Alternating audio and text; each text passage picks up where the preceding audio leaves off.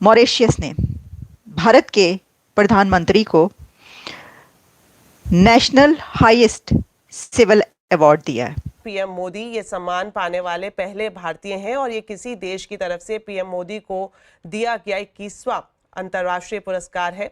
लेकिन भारत की तरफ से एक गिफ्ट दिया गया है मॉरिशस को, और इंडिया की तरफ से जो गिफ्ट दिया गया है वो ये है कि भारत मॉरिशस को हेल्प करेगा to set up parliament building. और जब कहा यह जा रहा है कि जी हाईएस्ट सिविलियन अवार्ड जो है मॉरिशस ने मोदी जी को दे दिया। एक तो मोदी जी जहां भी जाते हैं, चाहे वो गल्फ कंट्रीज हो, चाहे यूरोप हो, चाहे अमेरिका हो, चाहे मॉरिशस हो। $7 अरब कर्ज प्रोग्राम का जायजा लेने के लिए IMF का 9 रुकनी वफ्द पाकिस्तान में मौजूद है। जाहिर है कि शहबाज देखेगा IMF के पाकिस्तान ने जो शराइत IMF ने रखी थी उनको पूरा किया है या नहीं किया। पंजाब, सिंध, खैबर पख्तूनख्वा और बलूचिस्तान से अलग अलग मुज़ाकरात होंगे। मॉरिशस और इंडिया के रिलेशंस आज के नहीं बल्कि डेकेड्स पुराने हैं, और ये रिश्ता भी और दूसरे कंट्रीज की तरह एक ऐसा रिश्ता कहा जाता है कि ये तो सदियों का बंधन है। मुज़ाकरात कामयाब होने की सूरत में $1 अरब की किस्त मिलेगी। तो कहीं पर भी किसी भी कंट्री में जाते हैं तो अब तक तो मेरा ख्याल ये है कि मोदी साहब के पास ढेर लग चुका होगा। दुनिया भर के सिविलियन अवार्ड्स का ढेर लग चुका है भारत के प्राइम मिनिस्टर के पास। हेलो फ्रेंड्स, जय हिंद। हिंदुस्तान स्पेशल में आपका स्वागत है दोस्तों। प्राइम मिनिस्टर नरेंद्र मोदी को मॉरिशस के सर्वोच्च राष्ट्रीय पुरस्कार grand commander of the order of the star and की ऑफ द इंडियन ओशन से आज सम्मानित किया गया। भारी बारिश के बावजूद हजारों लोग अपने नेता को राष्ट्रीय दिवस पर पुरस्कार लेते देखने के लिए कार्यक्रम स्थल पर एकत्रित हुए थे। प्राइम मिनिस्टर मोदी ने सम्मान के लिए मॉरिशस सरकार का आभार जताया। उन्होंने कहा, मैं मॉरिशस के सर्वोच्च राष्ट्रीय पुरस्कार से सम्मानित होने के लिए दिल से आभार व्यक्त करता हूँ। ये केवल मेरा सम्मान नहीं बल्कि 1.4 अरब भारतीयों का सम्मान है। मोदी ने कहा, यह भारत और मॉरिशस के बीच सदियों पुराने सांस्कृतिक और ऐतिहासिक संबंधों के लिए एक श्रद्धांजलि है। ये क्षेत्रीय शांति, प्रगति, सुरक्षा और सतत विकास के लिए हमारी प्रतिबद्धता की स्वीकृति है। ये वैश्विक दक्षिण की साझा आशाओं और आकांक्षाओं का प्रतीक है।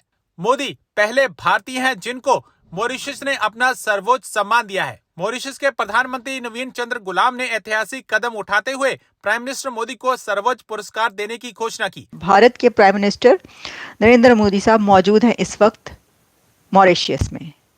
पीएम मोदी मॉरिशस का विजिट कर रहे हैं और इस विजिट में अभी तक की जो लेटेस्ट डेवलपमेंट्स हैं वो आपके सामने रखेंगे। ये एक बहुत ही सिग्निफिकेंट विजिट है। मॉरिशस और इंडिया के रिलेशंस आज के नहीं बल्कि डेकेड्स पुराने हैं, और ये रिश्ता भी और दूसरे कंट्रीज की तरह एक ऐसा रिश्ता कहा जाता है कि ये तो सदियों का बंधन है। तो ये जन्म जन्म का बंधन कैसे है,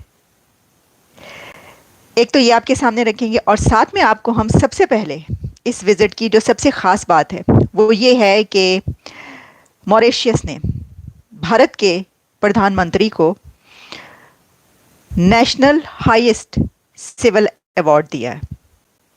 तो मोदी साहब को एक और दी हाईएस्ट सिविलियन अवार्ड मिल चुका है, और वो मिला है मॉरिशस की तरफ से।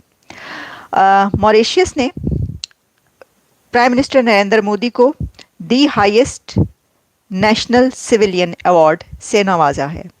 और इससे पहले आप जानते हैं कि मोदी साहब ने कई एक दी हाईएस्ट सिविल अवार्ड्स हासिल किए हैं। अब वो यूएई जाते हैं तो वहाँ से उनको अवार्ड दिया जाता है, वो सऊदी अरेबिया जाते हैं तो वहाँ पर सऊदी अरेबिया का हाईएस्ट सिविलियन अवार्ड उनको दिया जाता है, वो जापान जाते हैं तो वहाँ पर उनको अवार्ड्स दिए जाते हैं, वो रशिया जाते हैं तो रशिया का दी हाईएस्ट अवार्ड उनको दिया जाता है।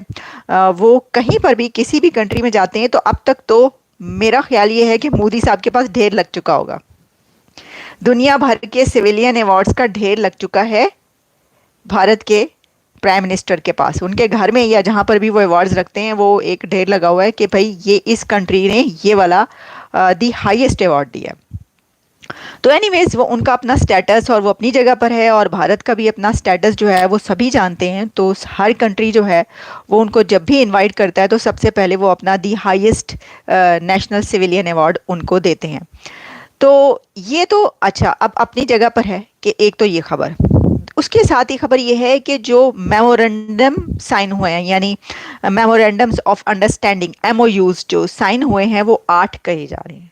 8 मेमोरेंडम्स साइन हुए हैं। लेकिन भारत की तरफ से एक गिफ्ट दिया गया है मॉरिशस को, और इंडिया की तरफ से जो गिफ्ट दिया गया है वो ये है कि भारत मॉरिशस को हेल्प करेगा टू सेटअप पार्लियामेंट बिल्डिंग।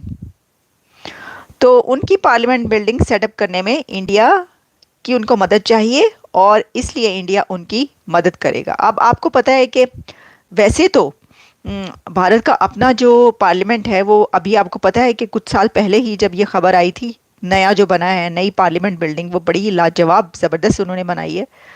तो जो भारत की इन्वेस्टमेंट है वो पूरी दुनिया के कई कंट्रीज़ में मौजूद है। ख़ास तौर पर जब आप देखते हैं Mauritius, Nepal, Bhutan, African countries, यहाँ पर बहुत बड़ी इन्वेस्टमेंट है इंडिया की। अच्छा, एक और कंट्री है जिसकी इन कंट्रीज़ के अंदर इन्वेस्टमेंट है, और वो कंट्री है चाइना।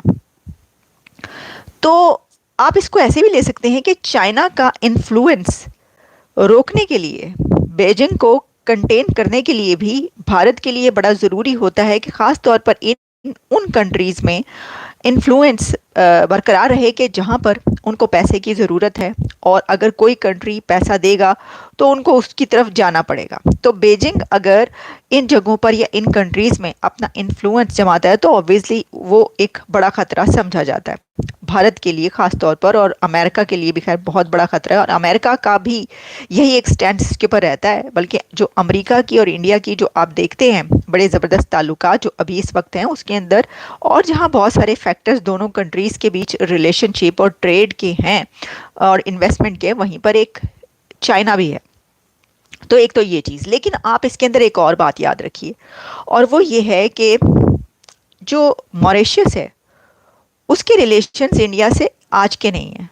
उसके रिलेशंस इंडिया से तब के हैं जिसका मुकाबला चाइना नहीं कर सकता। वो किस लिए? आपको पता है कि जो नेशनल डे मॉरिशस का है वो किस दिन रखा गया और क्यों रखा गया?